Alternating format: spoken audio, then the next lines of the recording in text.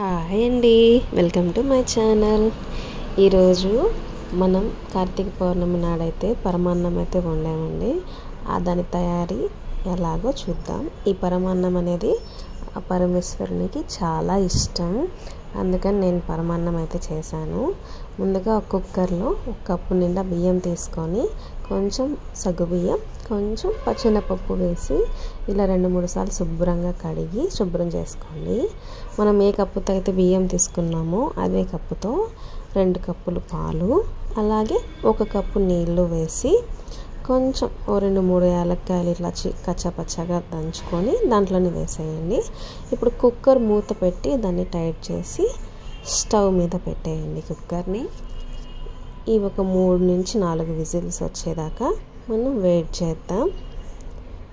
ఈ అన్నం రెడీ అయ్యే లోపల మనం మరొక స్టవ్ మీద ప్యాన్ ఇట్లాగా గిన్నె తీసుకొని మనం ఏ కప్పుతో అయితే బియ్యం తీసుకున్నామో అదే కప్పుతో 2 కప్పులు బెల్లం తురుముని ఇట్లా తీసుకొని వాటర్ కొంచెం యాడ్ చేసి ఇట్లా కలుపుతూ ఉండండి. అది పానకంలాగా తయారవుతుంది.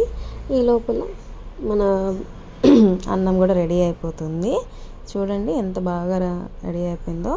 ఇది పానకం కూడా ఇట్లా రెడీ అయిపోతుంది అన్నమాట. ఇది చల్లార్చుకోండి, పక్కన పెట్టేసి మనం అన్నాన్ని కొంచెం అలా చదువుకొని మళ్ళీ 2 కప్పులు ఇట్లాగా పాలు అయితే తీసుకొని ఒకసారి బాగా కలపండి.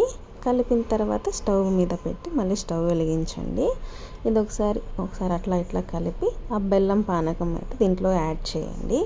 పాలు సరిపోలేదు అనుకుంటే మళ్ళీ కొంచెం పాలు అనేవి యాడ్ చేయండి.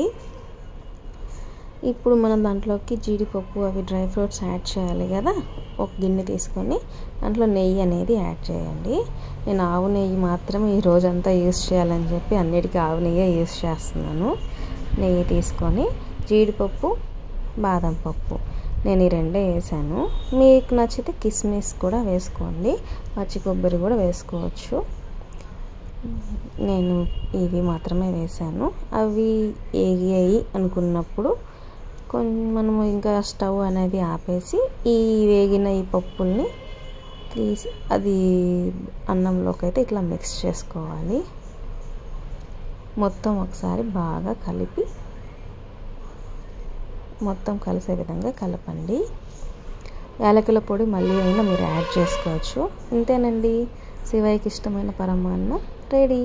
మన ఇప్పుడు పూజ దగ్గర ఈ పరమాన్నాన్ని ప్రసాదంగా స్వామివారికి నైవేద్యంగా సమర్పిస్తే స్వామివారు ఎంతో సంతోషపడి ఆనందిస్తారు.